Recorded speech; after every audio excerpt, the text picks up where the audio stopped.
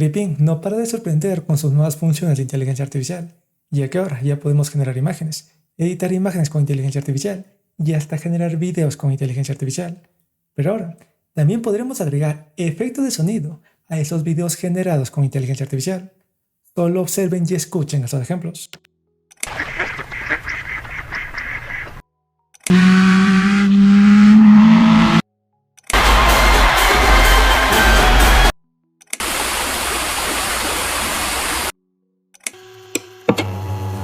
¿Qué opinan? Nada mal, ¿verdad?